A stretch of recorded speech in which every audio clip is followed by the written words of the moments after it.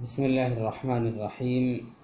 الحمد للہ والصلاة والسلام علی رسول اللہ وعلی آلہ واصحابہ ومن والاہ ثم اما بعد۔ آج کا درس امام بخاری رحمۃ اللہ علیہ کی الجامع الصحیح کے کتاب الایمان میں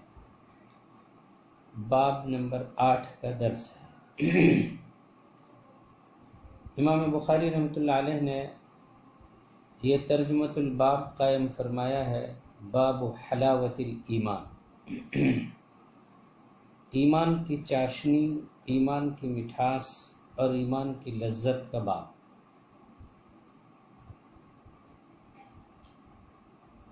امام بخاری رحمۃ اللہ علیہ نے یہ مفہوم اور ترجمۃ الباب کے یہ الفاظ دراصل حدیث نبوی صلی اللہ علیہ وسلم جو اس باب کے تحت انہوں نے درج فرمائی ہے، یہ الفاظ اس سے لیے ہیں اور یہ مفہوم اس سے مستنبط فرمایا ہے۔ قبل اس کے کہ میں آگے تشریح کروں، اس باب کی معنویت اور اس کی افادیت پر کچھ روشنی ڈالوں، یہاں یہ تذکرہ کرنا مناسب سمجھتا ہوں کہ چونکہ اس سے پہلے باب میں امام بخاری رحمۃ اللہ علیہ نے محبت نبوی صلی اللہ علیہ وسلم اور ذات رسول صلی اللہ علیہ وسلم سے عشق کا تذکرہ فرمایا تھا، اور یہ بات ارشاد فرمائی تھی، یہ مسئلہ بیان فرمایا تھا اور یہ حدیث ذکر کی تھی جس کا مطلب یہ تھا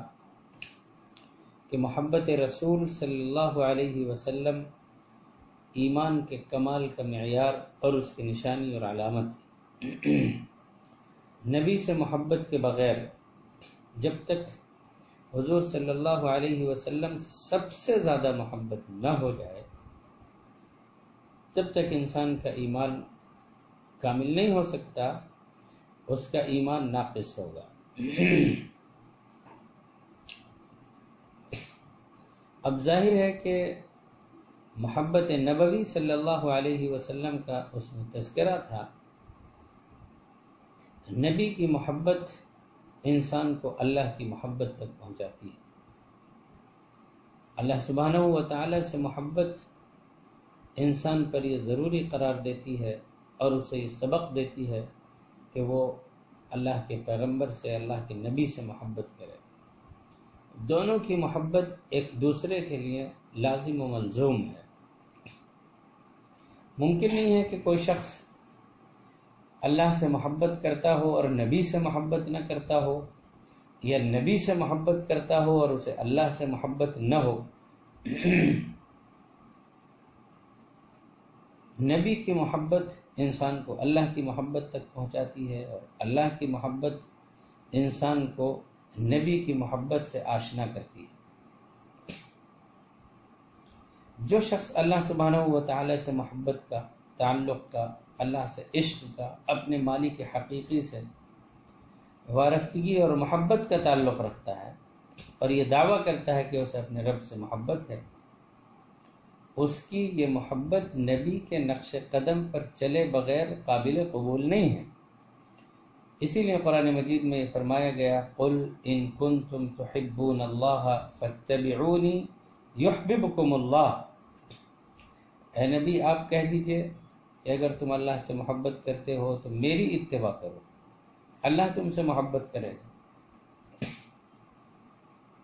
اللہ سبحانہ و تعالی سے محبت کی دلیل، اس کی نشانی، اس کی علامت یہ ہے کہ انسان نبی کے نقش قدم کو اختیار کرتا ہو، نبی صلی اللہ علیہ وسلم کے راستے پر چلتا ہو، ان کی سنت کو اختیار کرتا ہو، اور نبی کی سنت کو اختیار کرنا اور ان کے راستے پر چلنا اور انہیں اسوہ سمجھنا، یہ اللہ کی طرف سے اس انعام کو واجب کرتا ہے، یحببکم اللہ، کہ اللہ بھی پھر انسان سے محبت کرتا ہے۔ نبی اور اللہ کی محبت دونوں ایک دوسرے سے مربوط ہیں۔ اسی لیے امام بخاری رحمۃ اللہ علیہ نے اس ترجمۃ الباب کے تحت ایسی حدیث ذکر فرمائی ہے جس میں دونوں کی محبت کو اختیار کرنے کا تذکرہ کیا گیا ہے، جس میں یہ مطالبہ کیا گیا ہے کہ انسان کے کمال ایمان کی نشانی، اس کی علامت یہ ہے کہ وہ اللہ اور اس کے رسول سے سب سے زیادہ محبت کرتا ہو۔ بہرحال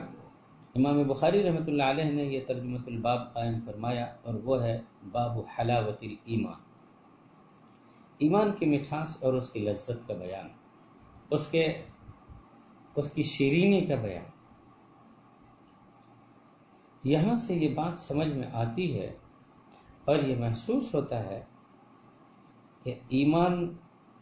جو ایک معنوی چیز ہے، باطنی چیز ہے، انسان کے قلب اور اس کے دل میں پایا جانے والا ایک عقیدہ ہے، اور اللہ کی تصدیق کا نام ہے، اللہ کی ذات پر، اس کی صفات پر، اس کی کتابوں پر، اس کے پیغمبروں پر ایمان کا نام ہے۔ تو ایمان جو دل میں ہوتا ہے ایک روحانی چیز ہے، غیر مرئی چیز ہے، غیر محسوس چیز ہے۔ حدیث کے الفاظ سے اور اس ترجمۃ الباب سے یہ محسوس ہوتا ہے کہ اس کی بھی کوئی لذت ہوتی ہے، کوئی ایسا مقام ہوتا ہے کہ جب انسان کو اس مقام پر پہنچنے کے بعد اور اس مرحلے میں پہنچنے کے بعد ایسی کیفیات حاصل ہوتی ہیں، اور ایمان کی پختگی کے، ایمان اللہ کی ذات پر یقین اور توکل کے، اس کی ذات سے محبت اور نبی کی ذات سے محبت کے نتیجے میں انسان کو ایسی کیفیت حاصل ہوتی ہے کہ اسے ایمان میں لذت محسوس ہوتی ہے، اسے اعمال صالحہ میں مزہ ملتا ہے، اسے طاعت کی لذتیں محسوس ہوتی ہیں۔ بالکل اسی طرح جس طرح ظاہری چیزوں کی لذت انسان کو محسوس ہوتی ہے، انسان شیرینی کھاتا ہے، کوئی میٹھی چیز کھاتا ہے، اور ایسی چیز کھاتا ہے جس کے زبان پر اس کا ذائقہ اسے محسوس ہو۔ اللہ کے نیک بندے، اللہ سے محبت کرنے والے، نبی سے محبت کرنے والے، اپنے دلوں میں ایمان کی جڑوں کو مضبوط سے مضبوط تر رکھنے والے، اور اللہ سبحانہ و تعالیٰ سے اور اللہ کے نبی سے کمال درجے کی محبت رکھنے والوں کا حال یہ ہوتا ہے کہ انہیں پھر ان معنوی امور میں، اعمال صالحہ میں، طاعات میں، عبادات میں، دعاؤں میں، ذکر میں، مناجات میں، اچھے اور نیک اعمال میں ایسے لذت محسوس ہوتی ہے اور ایسے حلاوت محسوس ہوتی ہے جس طرح ایک انسان کو ظاہری چیزوں کے اختیار کرنے اور استعمال کرنے میں لذت محسوس ہوتی ہے۔ یہ بہت دقیق بات ہے، یہ بہت اہم ترین بات ہے۔ میں شروع سے اب تک اس بات کو دہراتا چلا آ رہا ہوں کہ امام بخاری رحمۃ اللہ علیہ یہ فرمانا چاہتے ہیں اور بار بار یہ بتانا چاہتے ہیں کہ ایمان صرف دل کے اندر پائے جانے والے ایک خشک، جامد، بے جان، بے روح قسم کے تصور اور اعتقاد کا نام نہیں ہے، بلکہ ایمان تو ایک نور ہے، ایمان ایک روشنی ہے، ایمان ایک روحانی طاقت اور قوت ہے، ایمان ایک ایسا عقیدہ ہے جس کے کمال کے ذریعے سے انسان کو اس کی لذتوں کا احساس ہوتا ہے، جس میں اگر نقص پایا جائے، کمی پائی جائے، تو انسان کو پھر وہ کیفیت نہیں محسوس ہوتی۔ یہ عجیب اشارہ ہے حدیث نبوی کا کہ ایمان کے رسوخ، اللہ کی ذات پر یقین، اعتماد، توکل، اور اللہ کے اور ایمانیات کے جتنے اجزاء ہیں، جن چیزوں پر ایمان لانا ضروری ہے، ان پر پختہ ایمان لانے کے ساتھ اللہ کی ذات اور نبی کی ذات سے عشق اور محبت کے ساتھ جب انسان اس محبت میں ڈوب جاتا ہے، اس تعلق میں ڈوب جاتا ہے کہ پھر اللہ کی محبت اس کے دل پر غالب آ جاتی ہے، تو ایسا مقام انسان کو نصیب ہوتا ہے کہ اسے لذت اور حلاوت محسوس ہونے لگتی ہے عبادات میں اور طاعات میں، بالکل ایسے ہی جیسے ظاہری چیزوں کی لذت محسوس ہوتی ہے۔ انسان کو یہ کیفیت اسی وقت حاصل ہوتی ہے، اور اس کے سوا اگر انسان کے اندر یہ معیار نہیں پایا جاتا، یہ کمال نہیں پایا جاتا، تو اس کو پھر عبادتوں کی لذت محسوس نہیں ہوتی۔ اس مضمون کو بہت اچھی طرح سے سمجھیے۔ ایک ہوتا ہے ایمان کے اعمال، اس کے نتائج اور اس کے مقتضیات پر اعضاء و جوارح کے ساتھ عمل کرنا۔ جو کچھ قرآن اور سنت میں، حدیث میں بیان کیا گیا ہے، بتایا گیا ہے، مأمورات کا مطالبہ کیا گیا ہے، منہیات سے اجتناب کا حکم دیا گیا ہے، اس سب کو اختیار کرنا۔ یہ تو اعضاء و جوارح کے اعمال ہوتے ہیں، لیکن ایک اور چیز ہوتی ہے، وہ ہے انسان کے دل کے اندر کے جذبات، احساسات، اور اس کے قلب میں، اس کے فکر میں، وجدان میں، شعور میں پیدا ہونے والی کیفیات۔ شریعت کا مطلوب یہ ہے کہ وہ بھی تابع ہو جائیں، وہ بھی اللہ کے لیے اور نبی کی سنت کے مطابق ہو جائیں۔ جب انسان اس مرتبے پر، اس مقام پر پہنچتا ہے کہ ظاہری اعمال اختیار کرنے کے ساتھ ساتھ مأمورات پر عمل اور منہیات سے اجتناب کے ساتھ ساتھ اس کے دل کے جذبات وہ بھی اللہ کے لیے ہو جائیں، تو یہ ایمان کا وہ مقام اور مرتبہ ہوتا ہے کہ پھر اسے لذتیں محسوس ہوتی ہیں، اسے مٹھاس محسوس ہوتی ہے، پھر اس کو عجیب و غریب کیفیت محسوس ہوتی ہے۔ اور تھوڑا سا اس کو یوں سمجھیے، محبت کیا ہے؟ محبت انسان کے دل میں پائے جانے والا ایک انفعالی جذبہ اور کیفیت ہے، دل کے اندر پائے جانے والا ایک احساس ہے۔ بسا اوقات دل کے جذبات اور ان انفعالی کیفیات پر خود انسان کا قابو نہیں ہوتا، اس کا بس نہیں چلتا ہے، غیر اختیاری طور پر۔ اور کبھی کبھی اپنے دل میں اگر وہ اس کو روکنا بھی چاہتا ہے تو اس کے برخلاف اس کے دل کی یہ کیفیات اور جذبات کھینچے چلے جاتے ہیں، اور انسان اس کو بسا اوقات جو کمزور ارادے کے لوگ ہوتے ہیں وہ اس پر قابو نہیں رکھ پاتے۔ کیا عجیب و غریب تعبیر حدیث میں استعمال کی گئی ہے۔ انسان کے ایمان کا کمال یہ ہے، غور سے ملاحظہ فرمائیے گا، انسان کے ایمان کا کمال یہ ہے کہ وہ عمل کرتے کرتے، اعضاء و جوارح سے اعمال کو اختیار کرتے کرتے، مأمورات کو اختیار کرتے ہوئے، منہیات سے بچتے ہوئے، جب وہ اپنے دل کے جذبات اور احساسات کو بھی ایمان کے قالب میں اور اس سانچے میں ڈھال دیتا ہے اور اللہ کے لیے اس کے جذبات بن جاتے ہیں، تو یہ ایمان کے کمال کا معیار ہے۔ اسی لیے تو حدیث شریف میں یہ فرمایا گیا، لا یؤمن احدکم حتی یکون ہواہ تبعا لما جئت بہ، ان میں سے کوئی شخص کامل مومن نہیں ہو سکتا اس وقت تک جب تک اس کے دل کے جذبات بھی،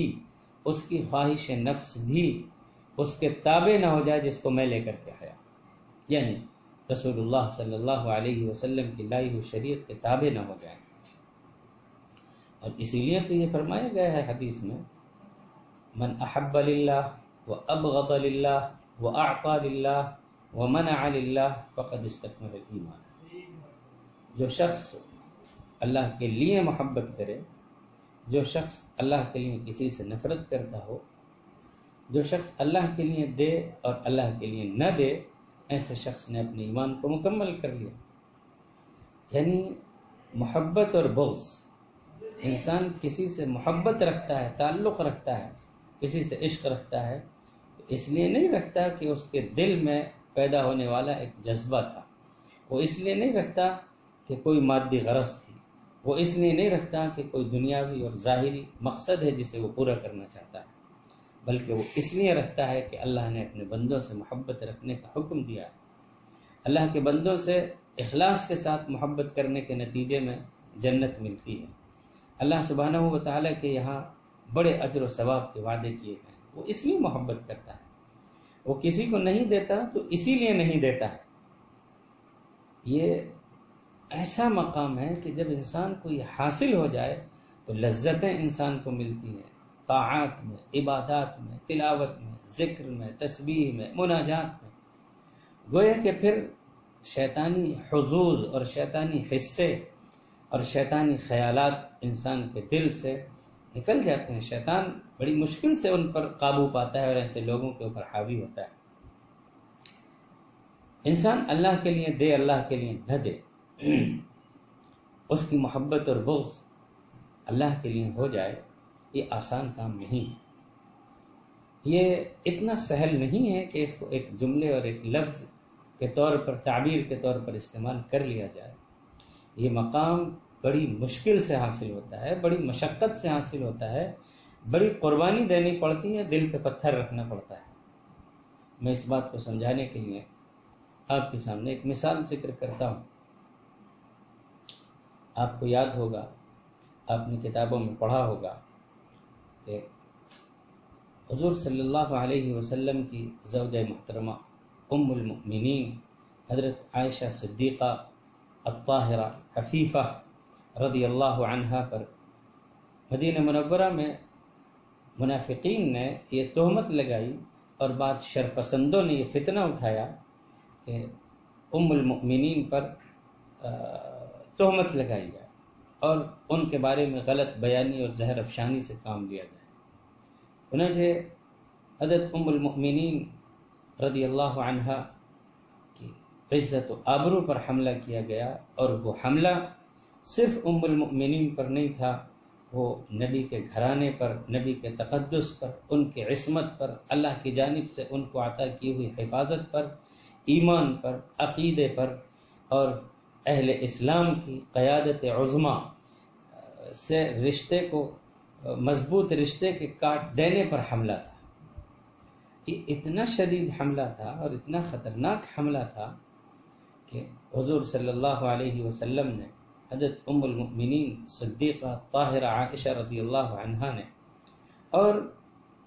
پورے مسلم معاشرے نے، مدنی معاشرے نے کس بے چینی اور کرب کے ساتھ وہ دن گزارے تھے جب تک حضرت عائشہ رضی اللہ عنہا کی تہمت نہیں نازل ہوئی تھی۔ بجلیاں گری تھیں اور خطرناک ترین تکلیفوں سے دوچار ہوئے تھے خود نبی اکرم صلی اللہ علیہ وسلم، آپ کی ذات مبارک اور آپ کا پورا گھرانہ، اور ساتھ ساتھ حضرت ابوبکر صدیق رضی اللہ عنہ کا گھرانہ۔ کیسی تکلیفوں اور مشقتوں کے ساتھ وہ دوچار ہوئے تھے، کس بے چینی کے ساتھ، کرب کے ساتھ انہوں نے وہ دن گزارے تھے۔ اگر آپ کو اس کا اندازہ کرنا ہے تو آپ اس جملے سے اندازہ کر سکتے ہیں کہ حضرت ابوبکر صدیق رضی اللہ تعالی عنہ اس تہمت لگائے جانے کے بعد، منافقین کے اس پروپیگنڈے کے بعد، کبھی کبھی شدت غم میں، تکلیف کے عالم میں رو دیتے تھے اور یہ جملہ زبان مبارک سے فرمایا کرتے تھے، واللہ ما رمینا بہذا فی جاہلیہ افنرضی بہا فی الاسلام۔ خدا کی قسم، زمانے جاہلیت میں ہمارے خاندان پر یہ بدترین الزام نہیں لگ سکا، عزت و آبرو پر ہماری حملہ نہیں ہو سکا، ہم زمانے جاہلیت میں محفوظ تھے، کیا اسلام لانے کے بعد میرے گھرانے پر، میری بیٹی پر اور میرے خاندان پر عزت و آبرو کے اس طرح کے حملے ہوں گے؟ آپ اس جملے کے اندر چھپی ہوئی بے چینی، کرب، درد، مشقت کو محسوس کر سکتے ہیں۔ سچی بات یہ ہے کہ الفاظ و تعبیرات میں اس تکلیف کو، اس عالم کو بیان ہی نہیں کیا جا سکتا۔ اب جب حضرت عائشہ رضی اللہ تعالی عنہ کی براءت آسمان سے نازل ہوئی اور اللہ سبحانہ و تعالی نے اس میں قول فیصل نازل فرمایا اور صاف صاف بتا دیا گیا کہ منافقین نے یہ سازش رچی تھی اور بڑے بدترین اور برے لوگ تھے جنہوں نے حضرت عائشہ رضی اللہ عنہا پر تہمت لگائی تھی، جب براءت نازل ہو گئی اور اللہ کی طرف سے یہ اعلان آ گیا تو ایک طرف اہل ایمان کو تسلی ہوئی، انہیں ہمت ملی، ٹھارس ملی، اور اس خطرناک ترین سازش کا پردہ چاک ہوا۔ اس پروپیگنڈے میں چاہے نہ چاہے غیر شعوری طور پر بعض اچھے ایمان والے افراد بھی اس کا شکار ہو گئے تھے، اور وہ بھی وہی کہنے لگے تھے جو منافقین کی زبانیں اگل رہی تھیں اور جو زہر پھیلا رہی تھیں، زہر اگل رہی تھیں، اس پروپیگنڈے کا شکار ہو گئے تھے، جن میں ایک صحابی حضرت مصطح بھی تھے۔ حضرت مصطح کا معاملہ یہ تھا کہ وہ بہت غریب تھے، کمزور تھے، نادار تھے۔ حضرت ابوبکر صدیق رضی اللہ تعالی عنہ ان کے ساتھ احسان کا معاملہ فرماتے تھے، ان کی کفالت فرماتے تھے، ان کی ضروریات کا تکفل فرماتے تھے، اور ان کی خوب مدد اور اعانت کیا کرتے تھے۔ جب اس موقع پر حضرت مصطح سے یہ غلطی ہوئی اور ان سے یہ چوک ہوئی اور وہ اس پروپیگنڈے سے متاثر ہو کر وہی کہہ بیٹھے جو منافقین کہہ رہے تھے، تو حضرت ابوبکر صدیق رضی اللہ تعالی عنہ جو ایسی تکلیف اور شدت سے گزرے تھے جس کا اشارہ میں نے ابھی آپ سے کیا ہے، انہوں نے یہ قسم کھا لی کہ میں اب اس انسان کے لیے ایک درہم بھی خرچ نہیں کروں گا، اس کی کوئی مدد نہیں کروں گا۔ اس نے یہ بھی خیال نہیں رکھا کہ میں اس کی کفالت کرتا تھا اور میں اس کی اعانت کیا کرتا تھا۔ اس شخص نے یہ بھی ضرورت نہیں محسوس کی کہ جیسا میرا اس سے تعلق تھا اور جیسا میرے اس کے ساتھ جیسا تعامل اور سلوک تھا، تو وہ اس کا خیال کرتے ہوئے ذرا سی تحقیق کر لیتا، یا کم از کم اس طرح سے اپنی زبان کو خاموش رکھتا اور سکوت اختیار کرتا جس طرح دوسرے صحابہ کرام نے اختیار کیا ہے۔ کیا کچھ نہیں سوچا ہوگا حضرت ابوبکر صدیق رضی اللہ تعالی عنہ نے کہ ایک ایسے شخص کی جانب سے بھی اس تہمت کی اشاعت میں، اس کے پروپیگنڈے میں وہ شخص بھی پایا گیا جو حضرت ابوبکر صدیق رضی اللہ تعالی عنہ کا اتنا قریبی تھا کہ وہ اس پر خرچ کرتے تھے اور اس کی ضروریات کا خیال رکھتے تھے۔ جو جتنا قریبی ہوتا ہے تو اس کی جانب سے پھر ایسے سلوک سے انسان کو اور شدید ترین تکلیف ہوتی ہے۔ یہاں آ کر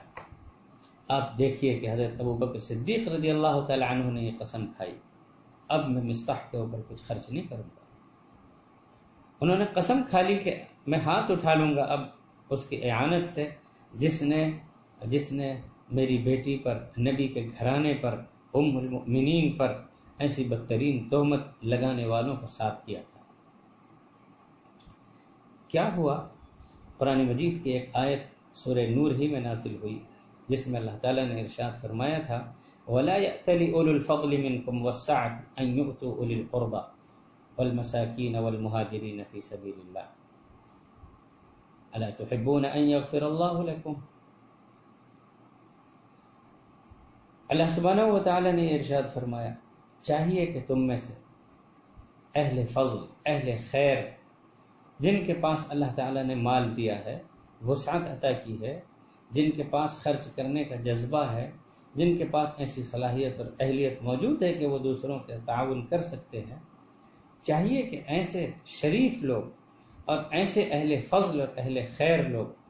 کو یہ قسم نہ کھائیں کہ وہ غریبوں کو، مسکینوں کو، محتاجوں کو، مہاجرین کو اپنا مال نہیں دیں گے۔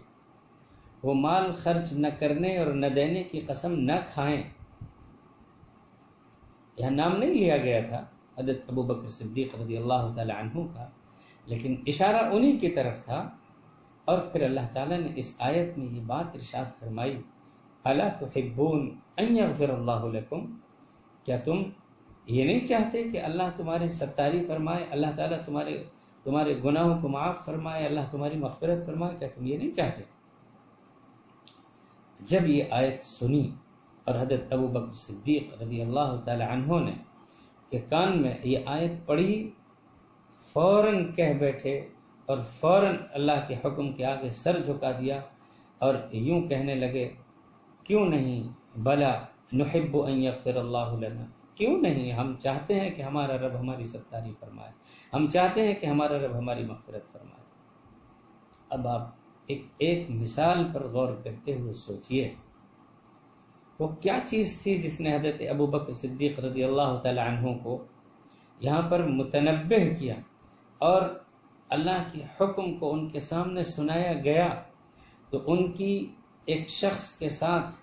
دل کی وہ حالت اور کیفیت جس میں انہوں نے یہ قسم کھا لی تھی شدت تکلیف سے گزرنے کے بعد کہ اب وہ خرچ نہیں کریں گے، لیکن اللہ کا حکم کا سننا تھا کہ سب کچھ بھلا دیا اور اپنے دل کو، اپنے احساس کو، اپنے جذبے کو، اپنے دل کے اندر پائے جانے والی کیفیات کو اللہ کے حکم کے آگے جھکا دیا۔ کیوں نہیں ہم چاہتے ہیں اللہ ہماری مغفرت فرمائے، اور یہ طے کر لیا کہ میں اب اس سے زیادہ خرچ کروں گا جتنا میں پہلے خرچ کیا کرتا تھا۔ یہ کہنا تو بہت آسان ہے کہ انسان کے کمال ایمان کی نشانی ہے کہ وہ اپنے جذبات کو اور دل کو، اپنی محبت کو، اپنے بغض کو، اپنی عطا کو، اپنے کسی سے مال کے روکنے کو اللہ کے لیے بنا لے، اللہ کے حکم کے تابع کر لے، اللہ کی شریعت کے تابع کر لے۔ وہ اپنے نفس کو اور اپنے دل کے اور دنیاوی مقاصد کے تابع اس کو نہ رکھے۔ یہ کہنا تو بہت آسان ہے، لیکن اس پر بہت مشکل ترین عمل ہوتا ہے۔ آسان ہے کہ انسان ظاہری اعضاء و جوارح سے طاعات کو اختیار کر لے، لیکن دل کو جھکا دے اور دل کے کیفیات کو اس کے تابع بنا دے۔ یقیناً یہ کمال ایمان کا وہ مرتبہ اور وہ مقام ہے جس کا تذکرہ کر کے امام بخاری یہ اشارہ کر رہے ہیں اور یہ بتانا چاہتے ہیں کہ اس سے جب انسان کو یہ مقام حاصل ہو جاتا ہے تو اسے پھر لذت ملتی ہے اطاعت میں، اسے حلاوت اور شیرینی محسوس ہوتی ہے۔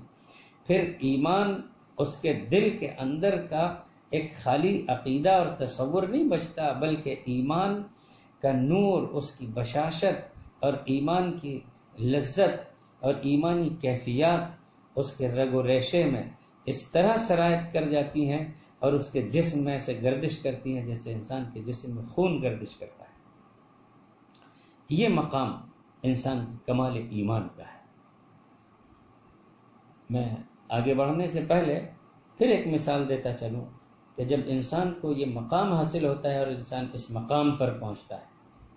تو اسے لذت ملتی ہے، مزہ ملتا ہے، اور یہاں جس حلاوت کا تذکرہ ہے وہ دراصل لذت الطاعات ہے، حلاوت العبادات، عبادت کی حلاوت، شیرینی، عبادتوں کی لذت، اللہ کی اطاعت اور اعمال صالحہ کا مزہ۔ جی ہاں، اعمال صالحہ میں اور عبادتوں میں ایک خاص لذت پائی جاتی ہے جس کو اس مقام کے لوگ محسوس کرتے ہیں، جس کو اللہ کے خاص بندے اور نیک بندے اپنے ذوق سے محسوس کرتے ہیں اور اپنی ایمانی کیفیات سے ان کو اس کا ادراک ہوتا ہے۔ آئیے ایک مثال اور لیتے ہیں تاکہ اس مطلب کو سمجھنے میں آسانی ہو۔ حضور صلی اللہ علیہ وسلم ایک غزوے سے واپس تشریف لا رہے تھے۔ آپ نے رات میں ایک جگہ قیام فرمایا اور یہ ارشاد فرمایا کہ آج رات میں کون ہے جو ہماری حفاظت کرے گا۔ تو سب لوگ آرام کرنے کے لیے لیٹ گئے۔ دو لوگ رات بھر رباط کے لیے، نگرانی کے لیے جاگنے کو تیار ہو گئے اور انہوں نے یہ وعدہ کیا کہ ہم رات بھر جاگ کر پہرا دیں گے اور نگرانی کریں گے۔ ان میں سے ایک صاحب نے اپنے ساتھی سے کہا کہ ابھی آپ سو جائیے اور تھوڑی دیر آرام کر لیجئے، میں جاگ لیتا ہوں، پھر بعد میں جب ضرورت محسوس ہوگی تو میں سو جاؤں گا اور آپ کو جگا دوں گا۔ دونوں نے آپس میں یہ طے کر لیا۔ جو صاحب جاگ رہے تھے ان صحابی نے اپنے ساتھی کے سو جانے کے بعد نماز کی نیت باندھی۔ دشمن نے دور سے دیکھا اور اس موقع کو غنیمت سمجھا اور اس نے دیکھ لیا کہ سب آرام کر رہے ہیں، صرف ایک شخص جو کھڑا ہوا عبادت میں مصروف ہے، نماز پڑھ رہا ہے۔ اس نے موقع سے فائدہ اٹھاتے ہوئے ایک تیر چلایا جو ان کے جگر میں لگا، خون نکلنے لگا اور جسم سے خون بہنے لگا۔ اس نے دوسرا تیر چلایا، تیسرا تیر چلایا، انہیں اس کی کوئی پرواہ نہیں تھی، اپنی تکلیف کا، جسم سے خون کے بہنے کا، تیروں کے لگنے کا انہیں کوئی احساس نہیں تھا۔ وہ آرام سے اپنی نماز میں مشغول تھے، لیکن تیسرے تیر کے بعد پھر انہوں نے اپنی نماز کو مختصر کیا اور اپنے ساتھی کو اس حال میں جگایا کہ بالکل ادھمرے ہو چکے تھے، ایسا لگتا تھا کہ ان کی روح نکل جائے گی، بالکل یہ محسوس ہو رہا تھا کہ اب وہ جاں بلب ہیں، ان کی جان نکلنے والی ہے، جسم سے خون بہہ رہا ہے، 3 تیر لگے ہوئے ہیں، تکلیف کی شدت ہے، جان ہونٹوں میں اٹکی ہوئی ہے۔ اس عالم میں دوسرے ساتھی کو جگایا۔ جب اس دوسرے ساتھی کو جگایا تو اس نے دیکھتے ہی کہا کہ سبحان اللہ، تم نے پہلی ہی مرتبہ اس خطرے کو محسوس کر کے مجھے کیوں نہیں جگایا؟ کیوں نہیں تم نے مجھے اشارہ کیا اور میں اٹھ جاتا؟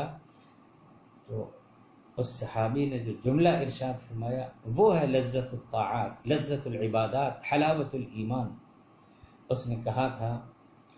انہوں نے یہ ارشاد فرمایا تھا اور یہ اس وقت اپنے ساتھی سے کہا تھا، انی کنت فی سورۃ ما احب ان اقطعها، میں ایک سورت کی تلاوت میں لگا ہوا تھا، جی نہیں چاہا کہ میں اس کو بیچ میں توڑ دوں۔ میں ایک سورت کی تلاوت میں لگا ہوا تھا اور قرآن مجید کی سورت پڑھ رہا تھا، میری طبیعت نہیں چاہی۔ ما احبو کے لفظ کی لذت کو آپ محسوس کیجئے، اس تعبیر کے ذوق کو محسوس کیجئے۔ فرماتے ما احب ان اقطعها، میں نہیں چاہ رہا تھا کہ قرآن کی تلاوت کی اس لذت کے سلسلے کو توڑوں۔ اپنی ان تکلیفوں کے باوجود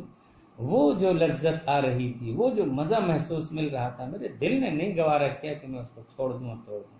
لیکن جب مجھے یہ احساس ہوا کہ کہیں ایسا نہ ہو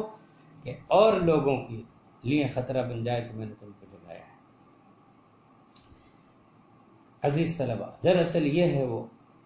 ایمان کا کمال کہ جب انسان کو اللہ سے، اللہ کے رسول سے شدید ترین محبت ہوتی ہے اور ان کی محبت کو انسان اولین ترجیح دیتا ہے، سب سے زیادہ محبت کرتا ہے اور ان صفات کو اختیار کرتا ہے جو اس حدیث میں ذکر کی گئی، تب اسے یہ کیفیت ملتی ہے، تب اسے یہ مزہ ملتا ہے، تب اس کو یہ ایمانی حرارت محسوس ہوتی ہے اور ایمان کا نور اس کے قلب و نظر میں اس طرح پیوست ہوتا ہے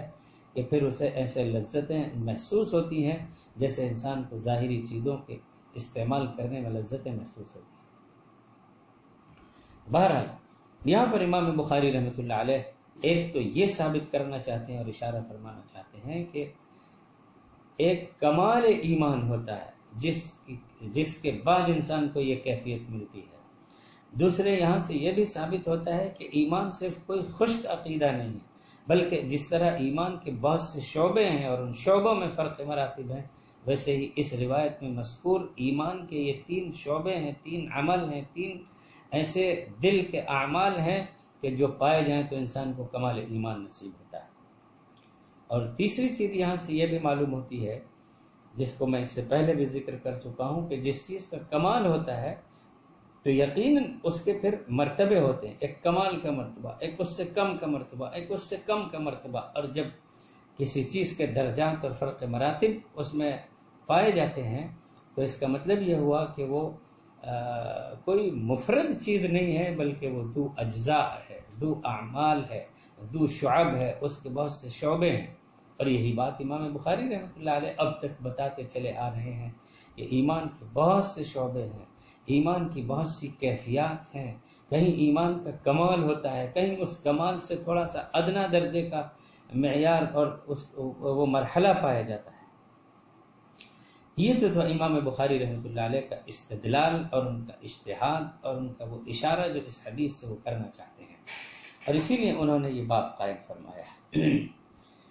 اس باب سے اور اس حدیث سے ایمان کا کمال اور نقص ایک دوسری طرح بھی سمجھا جا سکتا ہے، وہ یہ کہ انسان جب ظاہری طور پر کوئی چیز کھاتا ہے اور اپنی زبان سے اس کو چکھتا ہے تو اس کا صحیح ذائقہ اسی شخص کو محسوس ہوتا ہے جو اپنے صحت میں بالکل درست ہوتا ہے۔ جس کی صحت خراب ہو، جو صفرا کا مریض ہو، جس کا صفرا بڑھا ہوا ہو، تو اطباء یہ کہتے ہیں کہ اسے میٹھی چیز بھی کڑوی محسوس ہوتی ہے، آپ نے سنا ہوگا اور محسوس کیا ہوگا کہ جب انسان کو بخار آتا ہے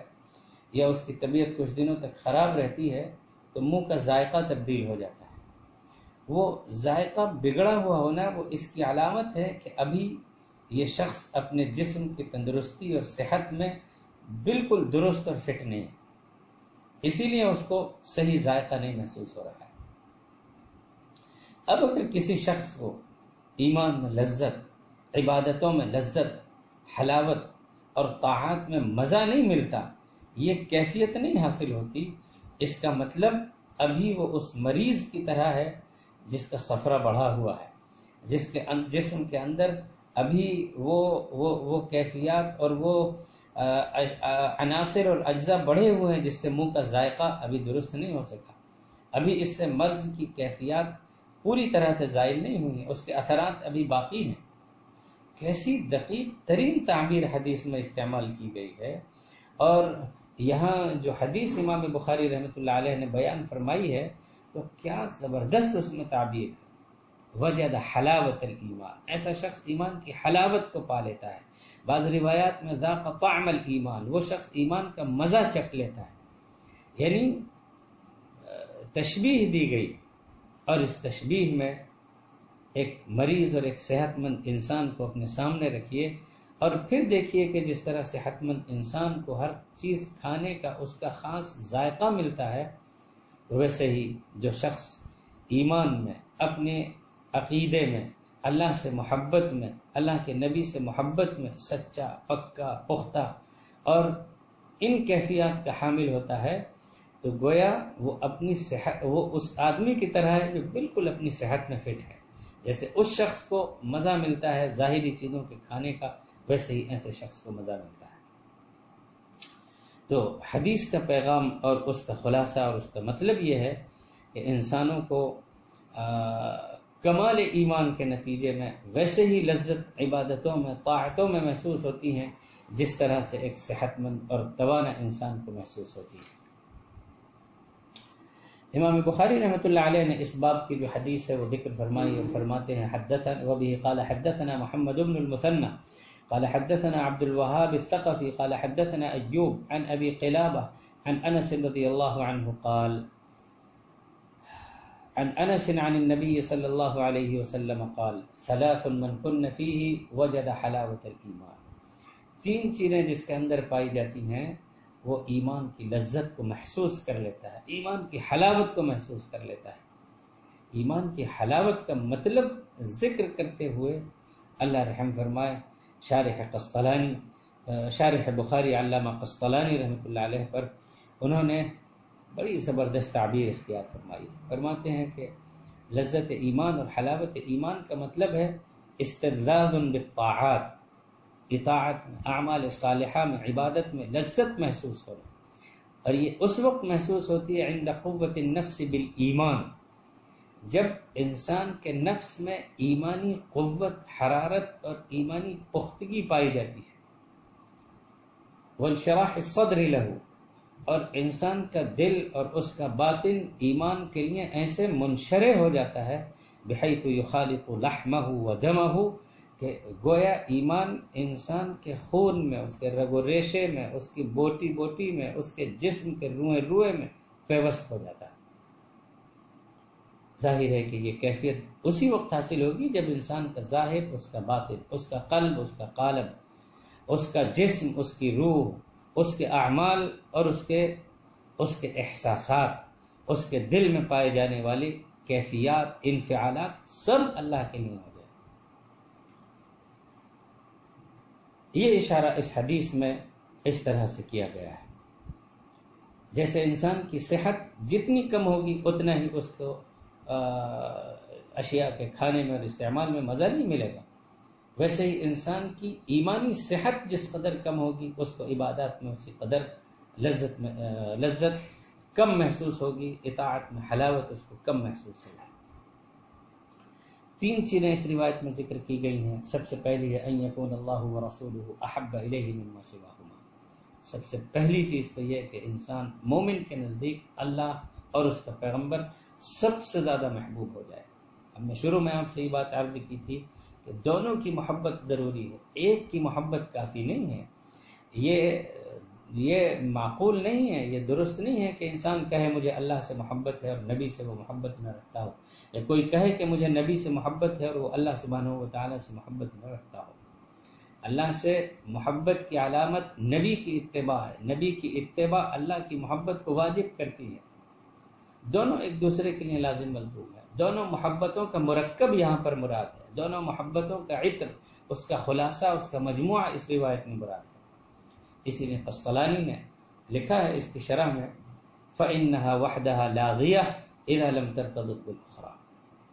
فَإِنَّهَا وَحْدَهَا لَاغِيَةٌ، تنہا کسی ایک کی محبت لغو ہے اگر وہ دوسرے کے ساتھ مربوط نہیں ہے۔ بہرحال اللہ اور اس کا رسول انسان کو سب سے زیادہ محبوب ہو، سب سے زیادہ اللہ سے اور اللہ کے نبی سے عشق ہو۔ دوسری چیز تھی انسان کے لیے، مومن کے لیے، جو اس روایت میں بیان کی گئی، وَأَن يُحِبَّ الْمَرْءَ لَا يُحِبُّهُ إِلَّا لِلَّهِ، کہ انسان کسی اپنے بھائی سے، مومن سے، کسی شخص سے محبت کرے تو اللہ کے لیے کرے۔ جب اللہ سے، اللہ کے نبی سے سب سے زیادہ محبت ہوگی تو یقیناً اس کا لازمی نتیجہ یہ ہوگا کہ پھر انسان کسی اور سے، کسی دوسرے سے محبت اپنے نفس کے لیے یا مادی اغراض کے لیے نہیں کرے گا، وہ اللہ کے لیے کرے گا، اس لیے کہ پھر اس کے انفعالات، اس کے احساسات، اس کے خیالات، اس کی محبتیں، اس کے جذبات سب اللہ کے لیے ہو گئے۔ تو دوسری صفت جو ذکر کی گئی ہے وہ دراصل پہلی ہی صفت کا تتمہ ہے، اس کا تکملہ ہے۔ اس کے بعد ارشاد فرمایا وَأَن يَكْرَهَ أَن يَعُودَ فِي الْكُفْرِ كَمَا يَكْرَهُ أَن يُقْذَفَ فِي النَّارِ، انسان کفر میں لوٹنے کو ایسے ہی ناپسند کرتا ہو جس طرح آگ میں ڈالے جانے کو ناپسند کرتا ہے۔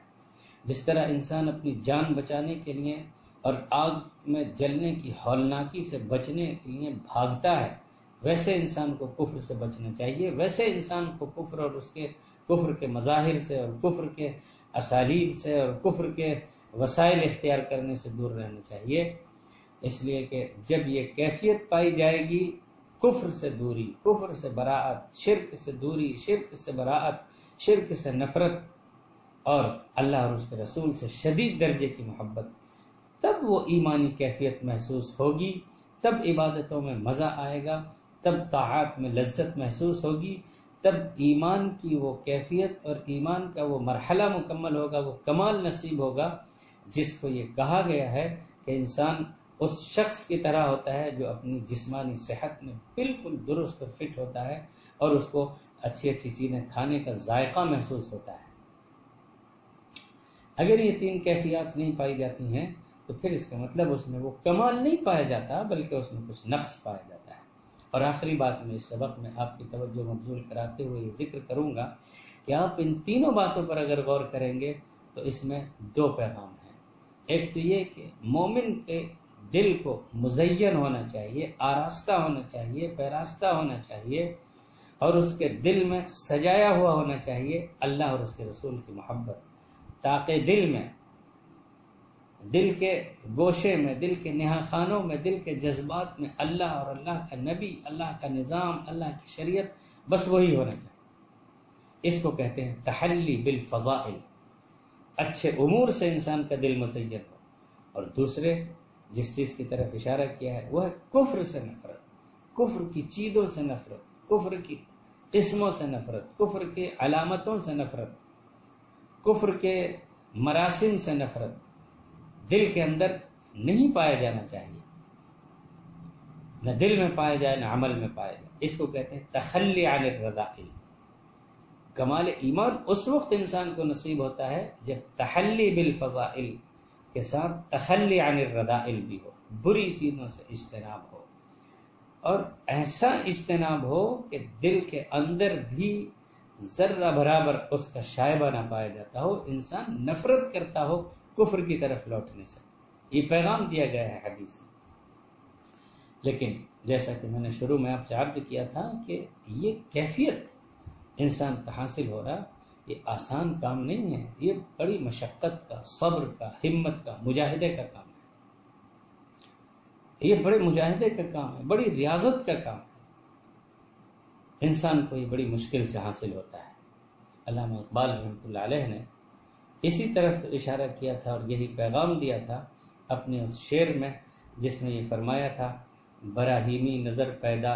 مگر مشکل سے ہوتی ہے، براہیمی نظر پیدا مگر مشکل سے ہوتی ہے، ہوس چھپ چھپ کے سینوں میں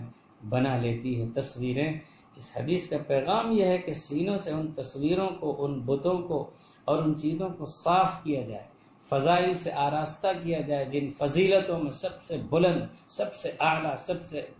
سب سے افضل ترین چیز اللہ اور اس کے رسول کی محبت ہے، اور دل کے احساسات کا اور انفعالات کا اور جذبات کا اللہ کے تابع بنا دینا ہے۔ اللہ سبحانہ و تعالی ہم سب کو یہ نصیب فرمائے، اور اللہ تعالی ہمارے لیے اس پر عمل کو آسان بنائے۔ وآخر دعوانا ان الحمد للہ رب العالمین، وصلی اللہ علی النبی الکریم۔